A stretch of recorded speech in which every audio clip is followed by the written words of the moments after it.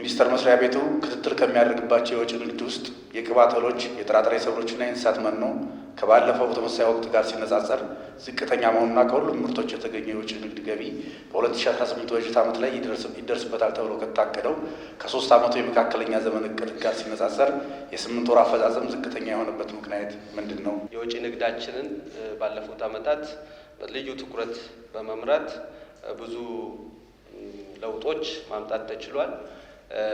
ባለፈው 8 ወር ወደ 6.76 ቢሊዮን ዶላር ከውጭ ንግድ ገቢ ማግኘት ተችሏል። ይሄ ከእቅዳችን አኳያ 116% የተፈጸመ ነው። ባለፈው ዓመት በጣም የተሻሻለ ያደገ ነው የተባለው የባለፈው ዓመት የ8 ወር አፈጻጸማችን አኳያ ራሱ ሲታይ የ2.4 ቢሊዮን ዶላር በላይ እድገት ያለው ነው። ይሄ በጣም እያደገ ያለ የኤክስፖርት አቅማችንን ከዚህም በላይ መሄድና መጓዝ እንደምንችል ያሳየን ነው። ከአፈጻጸም አኳያ ደግሞ 116% በ8 ወር ውስጥ የተፈጸመ መሆኑን ማየት ይቻላል። እንግዲህ የዚህ እቅድ አፈጻጸም በዘርፍም ሲታይ ማዕድን 149% የሚሸፍን ነው። ግብርና 90% የሚሸፍን ነው። ማኒፋክቸሪንግ 87%፣ ኤሌክትሪክ እና ሌሎች 112% የሚሸፍን ናቸው። ከኛ ሚኒስትሪ ተቋም የሚከታተላቸውን ለብቻ ደግሞ ለይተን ስናይ ወደ 527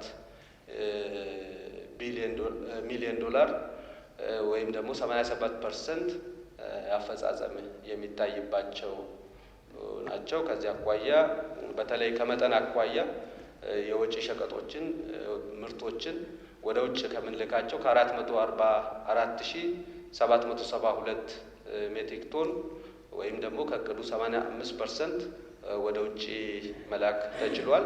በተለይ የቅባት እህሎችን፣ ጥራጥሬ እና ሰብሎች፣ የተፈጥሮ ሙጫና ዕጣን፣ ጫት፣ ባህር ዛፍ፣ የብዕርና አገዳ እህሎች እንዲሁም የእንስሳት መኖን የሚያካትት ነው።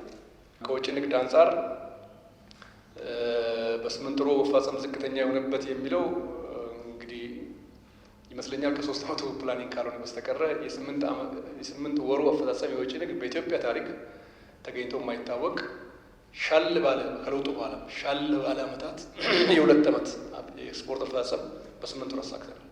6.76 ቢሊዮን የአሜሪካን ዶላር ማለት በጣም ከፍተኛ የሆነ ምርት የታየበት ነው። የውጭ ንግዱ ዝቅተኛ ሊባል አይችልም። የኛው እንዴት እንደተወሰደ አይገባኝም። ምናልባት በ3 ዓመቱ የእቅድ ፕሮጀክሽን ውስጥ በነበረ ሁኔታ ከሆነ ሊሆን ይችል ይሆናል።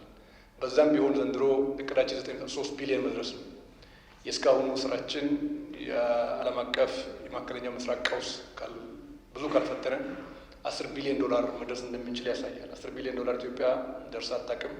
2000 ዓ.ም እንደምታስታውሱት 1 ቢሊዮን ዶላር ደርሰናል ብሎ በጠቅላይ ሚኒስትር ደረጃ ሻምፓኝ የተረጨበት ነው የነበረው። አመቱ ብዙም አልሄደም። በዚህ ውስጥ ከ1 ቢሊዮን ወደ 10 ቢሊዮን ሊያድግ የሚችል በ18 ዓመት ውስጥ እንደዛ አይነት እድገት ታይቶ የሚታወቅ አይደለም። በጣም ከፍተኛ እድገት ነው የታየው። ነገር ግን የቋሚ ኮሚቴው ጥያቄ እና ተገቢ ነው ብዬ የማስበው አገር አቀፉ ቢሆንም አሁን ላይ ማዕድን 53% ከአጠቃላይ ገቢ ያስመዘገበ ከመሆኑ ጋር ተያይዞ የግብርና ምርቶች ወደ 39% ያላቸው የገበያ ድርሻ የወረደበት ሁኔታ ስላለ የአጠቃላይ ግብርና ምርቶች 90% ነው። ሰሊጥና ሌሎች ምርቶችም 85% ነው ያስመዘገቡት ውጤት። ከአማካዩ የግብርና አፈጻጸም ብዙ የወረደው አይደለም። ነገር ግን ደግሞ በቅጡ ማየት ያስፈልጋል። የቅባት እህል ወርዷል፣ ዝቅተኛ ነው ተብሎ ሊታይ ይችላል። በንጽጽር ነው። ይሄ ከድሮ አንጻር ብዙ ችግር የለውም ድሮ ከምናደርገው አንጻር። ነገር ግን አገራዊ የኤክስፖርት ዘመን ስለመጣ በዚህ ዘመን ውስጥ በንጽጽር ሲታይ በአንጻራዊነት የቅባት እህልና ጥራጥሬ ምርቶች በሚፈለገው ልክ አይደለም የሚለውን ወስደን ለመመለስ ያክል 2 ችግር ነው የገጠመን። አንደኛ በጥራጥሬና ቅባት እህል የዓለም ፍላጎት የመቀዛቀዝ ሁኔታ ነው የታየው። የዓለም ፍላጎት መቀዛቀዝ በተለይ ለኛ ምርቶች ትልልቅ አምራች ሀገራት እነ ብራዚል አይነት ሀገራት ሰሊጥ ማምረት ጀመሩ። ሰሊጥ ማምረት ብቻ ሳይሆን በገፍ ስለሚያመርቱ ፕሮዳክሽን ኮስታቸውም ዝቅተኛ ስለሆነ በዝቅተኛ ዋጋ መሸጥ ስለጀመሩ አቅርቦትና ፍላጎቱን ያመጣጠኑበት ሁኔታ እና በእኛ በኩል የነበረው ፍላጎት የመቀዛቀዝ ሁኔታ ተስተዋለ። በሌላ በኩል የዋጋው ሁኔታ በአንድ ጊዜ ድሮፕ ነው ያደረገው። ከ$1,600 ወደ 1,200 ገደማ ነው የወረደው የኛ። በዛ ምክንያት ሪሰንትሊ አይታችሁ ከሆነ የቅባት እህል ላይ በመጠን ከ100% በላይ ነው ያሳካ ነው። በገቢ ግን 85% ገደማ የሆነበት ዋናው ምክንያት እሱ ነው።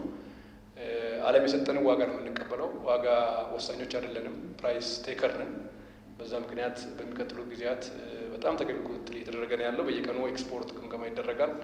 ይህን ችግር ለመቅረፍ ሙከራዎች የተደረጉ ያሉት ግን በአጠቃላይ ለቋሚ ኮሚቴውም በስልጣን ዘመኑ ካሳካቸው ስራዎች እና ድረቱን ነፍቶ የሚናገረው ነገር ቢኖር ኤክስፖርት በእናንተ ዘመን 116% ወይም 676 ቢሊዮን በ8 ወር ማሳካት ችላቸዋል እና እናንተንም እንኳን ደስ አላችሁ ማለት ነው ፈልገው እንጂ በዝቅተኝነት የሚታይ አይደለም የሚል ምላሽ ነው ያለኝ።